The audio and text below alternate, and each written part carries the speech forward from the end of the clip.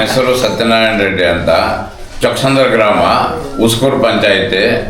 ಸುಮಾರು ವರ್ಷಗಳಿಂದ ನಾನು ಸೇವೆ ಸಲ್ಲಿಸಿದೆ ಮೆಂಬರ್ ಆಗಿ. ಆಮೇಲೆ ಗ್ರಾಮ ಪಂಚಾಯಿತಿ ಅಧ್ಯಕ್ಷರಾಗಿ ನಾನು ಹೊರಬಂದೆ.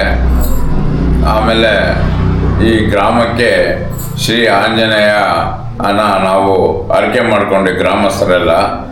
ಈ ದೇವರ ಜಾಗ ಸ್ವಲ್ಪ ತಕರಾರಿತ್ತು. ಸುಮಾರು 100 ವರ್ಷಗಳಿಂದ ತಾತ ಮುತ್ತಾತರ ಕಾಲದಿಂದನೂ ತಕರಾರಿತ್ತು.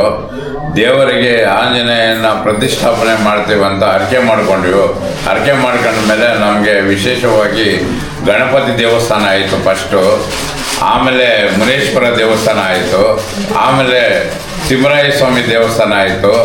ಆಮೇಲೆ ಶ್ರೀ ಆಂಜನೇಯ ವೀರಾಭಯ ಆಂಜನೇಯ ದೇವಸ್ಥಾನ ಪ್ರತಿಷ್ಠಾಪನೆ ಆಯಿತು. ನಾವು ಅರಿಕೆ ಮಾಡ್ಕೊಂಡ್ಮೇಲೆ ಇಷ್ಟೆಲ್ಲ ಅನುಕೂಲ ಆಯಿತು ಗ್ರಾಮಕ್ಕೆ.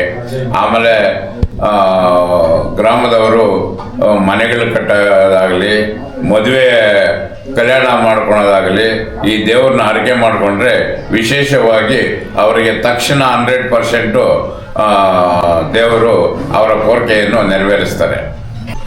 ಕೆಲವರು ಮನೆಗಳ ಅರ್ಧಕ್ಕೆ ನಿಂತೋಗಿ ಎಷ್ಟೋ ಜನ ವೀರಾಭಯಾಂಜನೇಯ ದೇವಸ್ಥಾನಕ್ಕೆ ಬಂದು ಅರಿಕೆ ಮಾಡಿಕೊಂಡು ಇನ್ನು ನಮ್ಮ ಮನೆ ಪೂರ್ತಿ ಆದರೆ ನಾವು ವೀಳ್ಯದೆಲೆ, ಉದ್ದಿನ ವಡೆ ಆಗಲಿ ಒಂದು ಅರಿಕೆ ಮಾಡ್ಕೊಂಡು ಹೋಗಿರ್ತಾರೆ. ಆವಾಗ ಅವ್ರ ಮನೆಗಳು ಅರಿಕೆ ತೀರಿಸಿದ ಮೇಲೆ ಅವರ ಮನೆ ಪೂರ್ತಿ 100% ಪೂರ್ತಿಯಾಗಿದೆ. ಹಾಗೆ ಮದುವೆಗಳು ಆಗದಿರೋರು ಬಂದು ಇಲ್ಲಿ ಅರಿಕೆ ಮಾಡಿಕೊಂಡು ವೀಳ್ಯದೆಲೆ ಅರ್ಪಿಸ್ತೀವಿ. ಇದು ಬಾಳೆಹಣ್ಣು ಒಂದು ಕೋರಿಕೆ ಮಾಡ್ಕೊಂಡಿರ್ತಾರೆ. ಅದೆಲ್ಲ ಮಾಡ್ಕೊಂಡ್ಮೇಲೆ ಅವರಿಗೆ ಈ ಅರಿಕೆ ತೀರಿಸಿದ ಮೇಲೆ ವೀರಾಭಯ ಆಂಜನೇಯ ದೇವರು ಅವರಿಗೆ ಒಳ್ಳೆ ಅನುಕೂಲ ಮಾಡಿಕೊಟ್ಟಿದ್ದಾರೆ. ಸರ್, ನಿಮ್ಮ ಜೀವನದಲ್ಲಿ ಏನು ಒಳ್ಳೆಯದಾಗಿದೆ ಸರ್? ನಮ್ಮ ಜೀವನದಲ್ಲಿ ನಾನು ಗ್ರಾಮಕ್ಕೆ ಕೇಳ್ಕೊಳೋದೇನೆಂದರೆ, ನಾನು ಮೆಂಬರ್ ಆಗಿದ್ದೆ ಈ ಗ್ರಾಮಕ್ಕೆ ಒಳ್ಳೇದು ಮಾಡಬೇಕಂತಲೇ ನಾನು ಮೆಂಬರ್ ಆಗಿದ್ದು. ಈ ದೇವಸ್ಥಾನ ಕಟ್ಟಬೇಕಂತ ಸುಮಾರು ವರ್ಷಗಳಿಂದ ನಾವು ಅರಿಕೆ ಮಾಡಿಕೊಂಡು ಆ ಜಾಗ ಉಳಿಬೇಕು. ತಿಮ್ಮರಾಯ ಸ್ವಾಮಿ ದೇವಸ್ಥಾನದ್ದು 30 ಗುಂಟೆ ಜಾಗ ಉಳಿಬೇಕು. ಸ್ಕೂಲು ಇದೆಲ್ಲ ಜಾತ್ರೆ ಆಗ್ತಾಯಿದೆ, ಮಧುರಮ್ಮನ ಜಾತ್ರೆ, ರಥೋತ್ಸವ ಮಾಡ್ತೀವಿ. ಇದೆಲ್ಲ ಆಗಬೇಕಂತ ನಾನು ಸುಮಾರು ವರ್ಷಗಳಿಂದ ಅರಿಕೆ ಮಾಡಿಕೊಂಡು ಈ ಆಂಜನೇಯ ದೇವಸ್ಥಾನವನ್ನು ಕಟ್ಟಿದ ಮೇಲೆ ಊರಿಗೆ ಬಹಳ ಅನುಕೂಲ ಆಗಿದೆ. ಶನಿವಾರ ಪ್ರತಿ ಶನಿವಾರನೂ ಪೂಜೆ ಇರುತ್ತೆ. ಆಮೇಲೆ ಹನುಮಾನ್ ಜಯಂತಿ ದಿವಸ ವಿಶೇಷವಾಗಿ ಪೂಜೆ ಇರುತ್ತೆ. ಶ್ರೀರಾಮನವಮಿ ದಿವಸ ವಿಶೇಷವಾಗಿ ಪೂಜೆ ಇರುತ್ತೆ. ಆಮೇಲೆ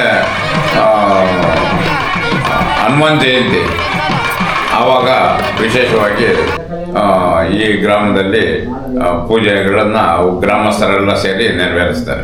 ಪ್ರತಿನಿತ್ಯ ಓಪನ್ ಆಗಿರುತ್ತೆ ದೇವಸ್ಥಾನ? ಪ್ರತಿನಿತ್ಯನೂ ಓಪನ್ ಆಗಿರುತ್ತೆ. ಗುರುಗಳೇ ನಮಸ್ತೆ.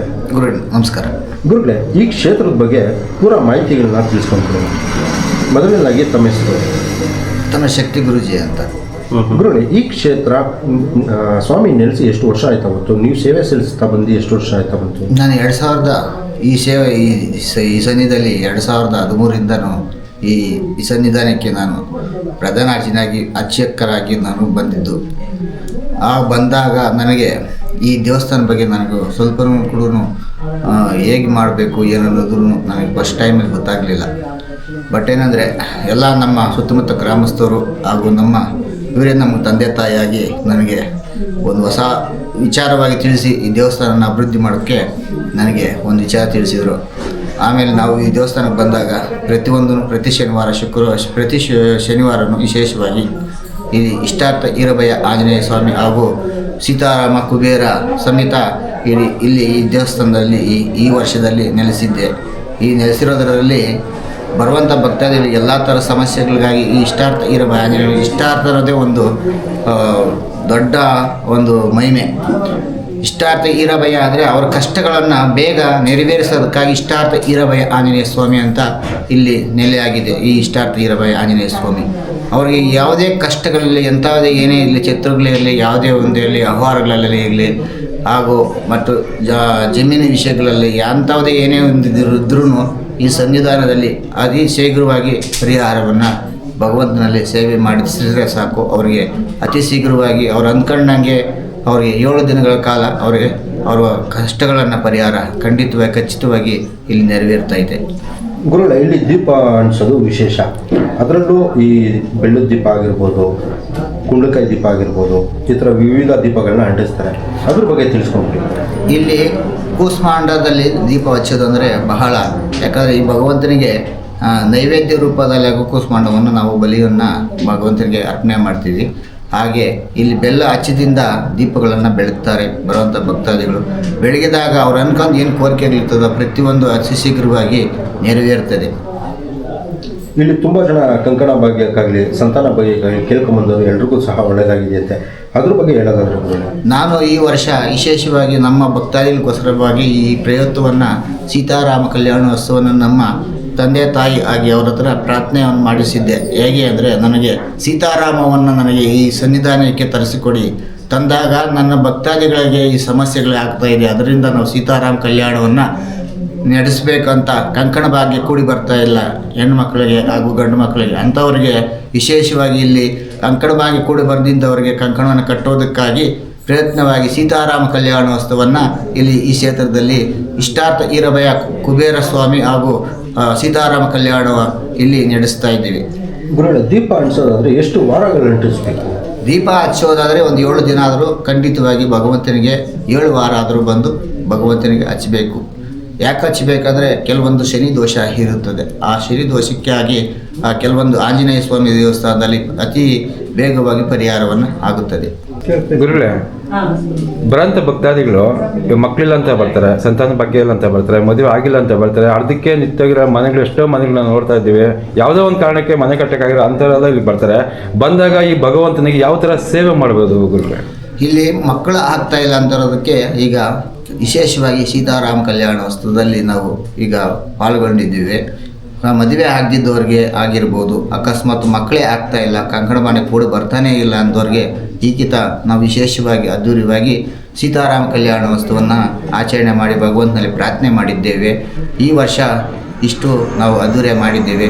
ಅವರಿಗೆ ಸಂಬಂಧಪಟ್ಟಂತೆ ಯಾವುದೇ ಸಮಸ್ಯೆಗಳಿರಲಿ ಅವರು ಬಂದು ದೇವಾಲಯಕ್ಕೆ, ನಮ್ಮ ತಂದೆ ತಾಯಿ ಥರ ಇದ್ದಾರೆ, ನಮ್ಮ ಸತ್ಯನಾರಾಯಣ ರೆಡ್ಡಿ ಅವರಿದ್ದಾರೆ, ಅವ್ರಿಗೆ ಬಂದು ತಿಳಿಸಿ ಕಂಕಣ ಭಾಗ್ಯ ಕೂಡ ಬರ್ತಾ ಇಲ್ಲದ್ರೂ ಬರೋಗಿಲ್ವಾ, ಅಕಸ್ಮಾತ್ ಆರೋಗ್ಯದಲ್ಲಿ ಸಮಸ್ಯೆ ಬಂದರೂ ಅಷ್ಟೇ, ಏನೇ ಒಂದು ಮಂಗಳ ಕಾರ್ಯಗಳು ನಡೆಸ್ತಾ ಇಲ್ಲ, ನಮ್ಮ ಮನೆಯಲ್ಲಿ ಯಾವುದೇ ತೊಂದರೆಗಳಾಗ್ತಾ ಇದೆ ಅಂಥ ವ್ಯಕ್ತಿಗಳಿಗೆ ನಮ್ಮ ದೇವಸ್ಥಾನದಲ್ಲಿ ವಿಶೇಷವಾಗಿ ಸೀತಾರಾಮ ಕಲ್ಯಾಣವನ್ನು ಭಕ್ತಾದಿಗಳಿಗೋಸ್ಕರವಾಗಿ ನಾವು ಮಾಡ್ತಾಯಿದ್ದೀವಿ. ಅವ್ರಿಗೆ ಏನೇ ಆದ್ರೂ ಕಲ್ಯಾಣ ಆಗ್ತಾಯಿಲ್ಲ ಅಂದರೆ ಈ ಸನ್ನಿಧಾನಕ್ಕೆ ಬಂದು ಸೀತಾರಾಮ ಕಲ್ಯಾಣೋತ್ಸವವನ್ನು ಮಾಡಿಸಿದರೆ, ಕಂಕಣವನ್ನು ಕಟ್ಟಿಸ್ಕೊಂಡ್ರೆ ಅತಿ ಬೇಗವಾಗಿ ಅವ್ರಿಗೆ ಕಂಕಣವನ್ನು ಕೂಡಿ ಬರ್ತದೆ. ಹಾಗೂ ಅದು ಮುಗಿದ ನಂತರ ನಾವು ಒಂದು 48 ದಿನ ಒಳಗಡೆ ಒಂದು ವಿಶೇಷವಾಗಿ ಮಕ್ಕಳ ಆಗೋದಿಲ್ಲ ಅಂತ ಇದ್ದಂಥ ವ್ಯಕ್ತಿಗಳಿಗೆ ಇಲ್ಲಿ ವಿಶೇಷವಾಗಿ ಕಂಕಣವನ್ನು ಕಟ್ಟಿಸಿ ದೇವರ ಹತ್ರ ಪ್ರಾರ್ಥನೆ ಮಾಡ್ಕೊತೀವಿ. ಮಾಡಿದಾಗ ಅವರಿಗೆ ಸೀತೆಗೆ ಮತ್ತು ರಾಮನಿಗೆ ಪ್ರಾರ್ಥನೆ ಮಾಡಿದಾಗ ಅವರಿಗೆ ಅತಿ ಬೇಗವಾಗಿ ಮಕ್ಕಳವನ್ನು ಹಾಗೂ ಭಾಗ್ಯವನ್ನು ಕೂಡಿ ಬರ್ತದೆ. ಇಲ್ಲಿ ಈಗ ಬೆಲ್ಲದ ದೀಪ ಎಲ್ಲ ಹಚ್ತಾ ಇರ್ತಾರಲ್ಲ, ಬಂದಂಥ ಭಕ್ತಾದಿಗಳು ಅವ್ರ ಕೋರಿಕೆಗಳು ನೆರವೇರಿಸೋಕೆ ಎಷ್ಟು ವಾರ ಹಚ್ಬೇಕು ಗುರುಗಳು? ಅವರು ಎಷ್ಟು ವಾರ ಹಚ್ಚಬೇಕು? ಯಾವ ಥರ ಅವರು ಸೇವೆ ಸಲ್ಲಿಸಬೇಕು ಅಪ್ಪನಿಗೆ, ಹನುಮಂತನಿಗೆ? ಹೇಳಿ. ಭಗವಂತನಿಗೆ ಬೆಲ್ಲದ ಹಚ್ಚಿದಿಂದ 7 ವಾರಗಳನ್ನು ಹಚ್ಚಬಹುದು. ಪ್ರತಿ ಶನಿವಾರ ಮಾತ್ರ. ಪ್ರತಿ ಶನಿವಾರ ಎಲ್ಲ ಭಕ್ತಾದಿಗಳು ಅವತ್ತು ದಿನ 11 ಗಂಟೆವರೆಗೂ, ಬೆಳಗ್ಗೆ ಹಿಡಿದು 11 ಗಂಟೆವರೆಗೂ ದೇವಾಲಯ ಓಪನ್ ಇರ್ತದೆ. ಆ ಸಮಯದಲ್ಲಿ ನಿಮ್ಮದು ಎಂಥ ಕಷ್ಟಗಳಿದ್ರೂ ಈ ಭಗವಂತನ ಕ್ಷೇತ್ರಕ್ಕೆ ಬಂದು ಆರತಿ ಮಾಡಿಸೋದಾಗಿರ್ಬೋದು, ಬೆಲ್ಲದ ಹಚ್ಚಿದ ಆರತಿ ಮಾಡ್ಬೋದು, ಅಲಂಕಾರ ಮಾಡಿಸಬಹುದು, ಭಗವಂತನಿಗೆ ಅಭಿಷೇಕಗಳು ಮಾಡಿಸಬಹುದು. ಪ್ರತಿ ಶನಿವಾರ ಪೂಜೆಗಳು ಮಾಡಿಸೋದಿದ್ರೆ ತಮ್ಮ ಶಕ್ತಿ ಇದ್ದರೆ ಬಂದು ಭಗವಂತನಿಗೆ ಸೇವೆಗಳನ್ನು ಸಲ್ಲಿಸಬಹುದು. ಆ ಸಲ್ಲಿಸಿದರೆ ನಿಮಗೆ ಅತಿ ಬೇಗವಾಗಿ ನೀವು ಅಂದ್ಕೊಂಡ ಕೆಲಸಗಳು ಆಗ್ತದೆ. ರಿಯಲ್ ಎಸ್ಟೇಟ್ ಆಗಿರ್ಬೋದು, ಬಿಸ್ನೆಸ್ ಆಗಿರ್ಬೋದು, ಫ್ಯಾಕ್ಟ್ರಿಗಳಾಗಿರ್ಬೋದು, ಏನೇ ಒಂದು ಸಮಸ್ಯೆಗಳಿದ್ರೂ ಈ ಭಗವಂತನಲ್ಲಿ ಬಂದು ಪ್ರಾರ್ಥನೆ ಮಾಡಿ ಒಂದು ಮುಡುಪನ್ನು ಕಟ್ಟಿ ಇಟ್ಟು ಭಗವಂತ ಅರ್ಪಣೆ ಮಾಡಿ ಹೋದರೆ ಅವರಿಗೆ ಅತಿ ಶೀಘ್ರವಾಗಿ ಅವರಿಗೆ ಎಲ್ಲ ಕೆಲಸಗಳನ್ನ ಕೂಡಿ ಬರ್ತದೆ. ಗುರುಗಳು, ಇವಾಗ ತುಂಬ ಜನ ಬೇಡ್ಕೊಂಡಿರ್ತಾರೆ, ಸ್ವಾಮಿಗೆ ನಾನು ಅನುದಾನ ಮಾಡಬೇಕು ಅಂತ ಹರಕೆ ಹೊತ್ಕೊಂಡಿರ್ತಾರೆ. ಅಂಥವ್ರು ಯಾವ ಥರ ಮಾಡಬೇಕು? ಯಾರನ್ನ ಭೇಟಿ ಮಾಡಬೇಕು? ಅನ್ನದಾನ ಮಾಡಬೇಕಂದ್ರೆ ಇಲ್ಲಿ ನಮ್ಮ ದೇವಾಲಯದಲ್ಲಿ ಸತ್ಯನಾರಾಯಣ ರೆಡ್ಡಿ ಅಂತಿದ್ದಾರೆ. ಸ್ವಾಮಿಗಳ ಹತ್ರ ಬಂದು ಮಾತಾಡಿ ಅನ್ನದಾನಕ್ಕೆ ಏನೇನು ವ್ಯವಸ್ಥೆಗಳು ಬೇಕನ್ನೋದನ್ನು ಅವರು ಬಂದು ತಿಳಿಸಿ ಅವರಿಗೆ ಆ ವಿಚಾರವನ್ನು ತಿಳಿಸ್ಕೊಂಡಾಗ ಅವರಿಗೆ ನಿಮ್ಗೆ ಯಾವ ಥರ ಬೇಕು ಮಾಹಿತಿ ಅನ್ನೋದನ್ನು ಪ್ರತಿಯೊಂದು ನಿಮ್ಗೆ ತಿಳಿಸ್ಕೊಡ್ತಾರೆ. ಅನ್ನದಾನ ಮಾಡಿಸೋದಂದು ಅಂದರೆ ಅವರಿಗೆ ಈ ಕ್ಷೇತ್ರದಲ್ಲಿ ಅನ್ನದಾನ ಮಾಡಿಸಿದ್ರೆ ಪ್ರತಿ ಬೇಗ ಅವ್ರಿಗೆ ಏನೇ ಸಂಕಟದಲ್ಲಿ ಬೇಗ ಅನ್ನದಾನ ಮಾಡಿಸಿದ್ರಕ್ಕೋಸ್ಕರ ಅವರಿಗೆ ಬೇಗ ಪರಿಹಾರ ಆಗುತ್ತದೆ. ಸರ್ವೇ ಜನ ಸುಖಿನೋ ಭವಂತು.